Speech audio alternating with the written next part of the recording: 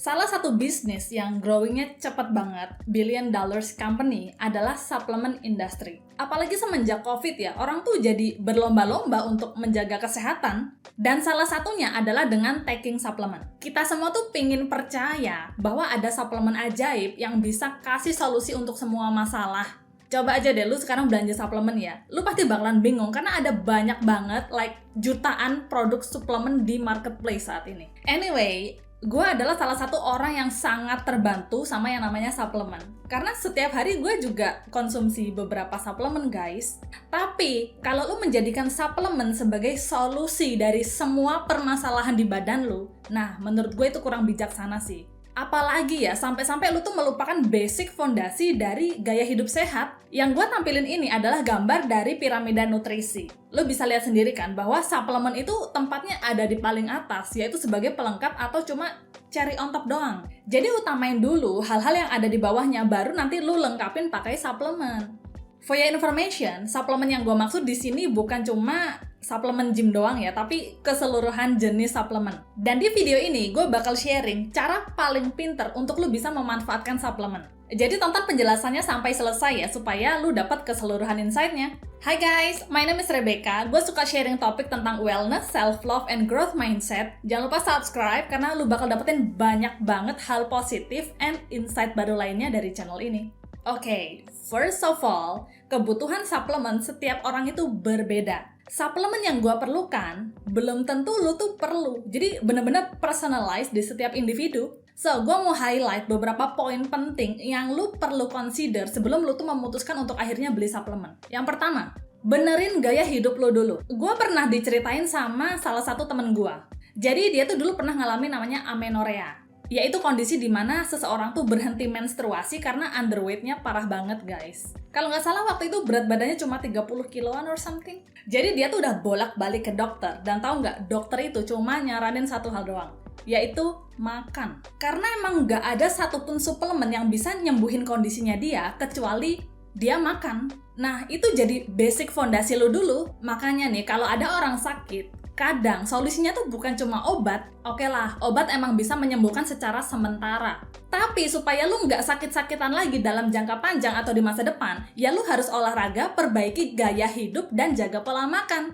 Karena semua penyakit lu itu muncul akibat gaya hidup lu, coy. Anyway, when it comes to supplement, lu harus keep minimalis ya. Karena kalau suplemen lu ada banyak banget, let's say lu punya puluhan suplemen, menurut gue itu red flag sih. Kenapa lu sampai butuh puluhan suplemen? Jangan-jangan pola makan lu yang masih kacau. Jadi mending pakai duitnya tuh buat benerin pola makan dulu.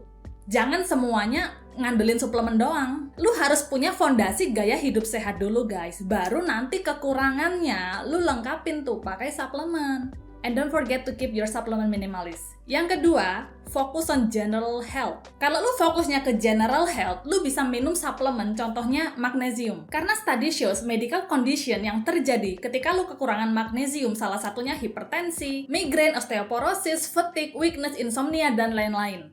Kalau lu taking magnesium dan akhirnya lu bisa tidur cukup, tenaga lu pasti balik lagi, coy. Selain itu ya, kalau lu tidur cukup, lu tuh bisa mengontrol nafsu makan. Hormon lu balance, stress level turun, testosteron meningkat buat cowok, dan bagus untuk kesehatan otak. Kalau buat cewek ya, cewek itu paling rentan mengalami iron deficiency. Makanya mereka tuh sering lemes. Kenapa? Karena pada saat mens, wanita itu mengeluarkan banyak darah.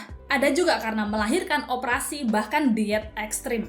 Jadi daripada lu tuh beli suplemen buat menutrisi kulit doang, atau fiber drink dan lain-lain, mendingan lu tuh beli vitamin zat besi untuk pembentukan sel darah merah supaya kulit lu juga nggak pucat, lu jadi lebih bertenaga, jarang sakit kepala. Pokoknya sehat secara keseluruhan lah. Itu yang namanya fokus on general health. Tapi sebelum lu memutuskan untuk beli suplemen zat besi, ada baiknya lu konsultasi dulu ke dokter ya. By the way, nanti semua link tadinya gue taruh di bawah. Poin yang ketiga, do your research. Kalau influencer favorit lu merekomendasikan suplemen, bahkan gue sendiri yang rekomendasiin, lu harus cari tahu dulu ya, apakah lu bener-bener butuh atau enggak. Karena ingat, kebutuhan suplemen setiap individu itu berbeda. Let's say nih orang lain rekomendasiin ke gue suplemen whey protein. Padahal tiap hari gue tuh udah makan 500 gram dada ayam.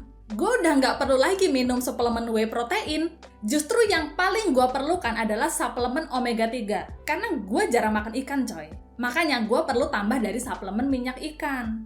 Terus juga vitamin C, karena gue nggak setiap hari selalu nyetok buah. Jadi menurut gue cara paling gampang untuk dapat vitamin C adalah dari minum suplemen vitamin C. Terus let's say sekarang lagi musim hujan nih, dan lu jarang kena sinar matahari. Lebih bagus lu tuh taking suplemen vitamin D. Anyway, ada beberapa nutrisi yang emang susah untuk didapetin dari makanan, guys. Contohnya kreatin. Mending lu cari tahu kira-kira nutrisi atau vitamin dan mineral apa yang setiap hari badan lu tuh kekurangan terus. Atau lu emang kesulitan untuk ngedapetinnya, sehingga suplemen itu jadi satu-satunya opsi untuk memenuhi kebutuhan lu. Selanjutnya, poin keempat adalah timing. Minum suplemen itu juga ada waktunya, guys. Tujuannya supaya penyerapannya itu jadi lebih optimal. Vitamin sendiri itu ada dua jenis, yang water soluble and fat soluble. Kalau water soluble, contohnya vitamin C dan B kompleks, itu bisa larut di dalam air.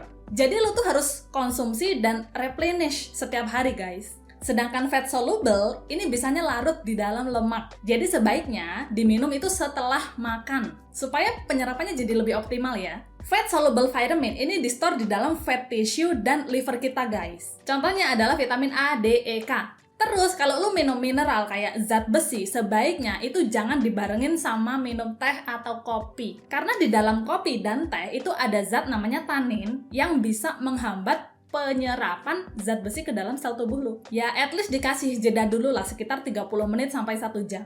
Makanya para ahli gizi itu nggak menyarankan sebenarnya lu makan sambil minum teh. Karena emang kandungan teh ini bisa menghambat penyerapan zat besi dari makanan lu. Justru lu tuh disarankannya untuk minum jus jeruk. Karena vitamin C ini tuh bisa meningkatkan penyerapan zat besi ke dalam tubuh lu. So guys, masalah timing ini penting juga ya untuk diperhatikan supaya penyerapan suplemen ke dalam tubuh lu tuh jadi lebih optimal. Nah, yang terakhir, poin kelima adalah choose trusted brand. Seperti yang gue mention di awal video, brand suplemen saat ini itu ada banyak banget, bahkan ada jutaan produk di marketplace. Jadi lu harus benar-benar bisa milih brand yang trusted dan jujur dalam kasih nutrition fact. Jangan belinya jamu abal-abal yang overclaim, gak ada hasil lab dan gak ada sertifikasinya. Cara paling gampangnya lu bisa cek apakah produk suplemen itu udah BPOM atau belum. Selain itu juga lu bisa cek ingredientnya sebelum lu beli. Untuk masalah milih brand suplemen, gue yakin kalian semua udah pinter lah. Untuk membedakan suplemen yang beneran berkualitas sama suplemen yang overclaim atau abal-abal.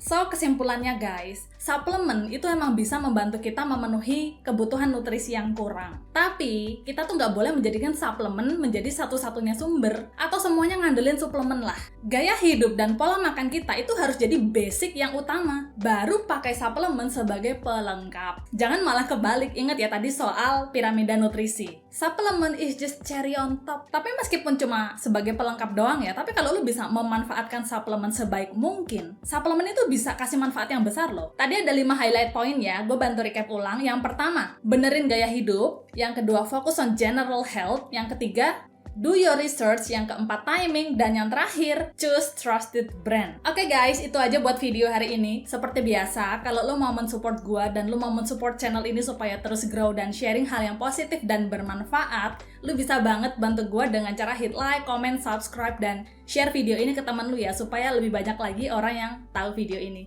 Anyway, kalau lo mau belanja, lo bisa juga shopping lewat link yang ada di deskripsi, dan follow Instagram gue di @kang_recommend. Thank you so much for watching guys. I'll see you in next video. Bye!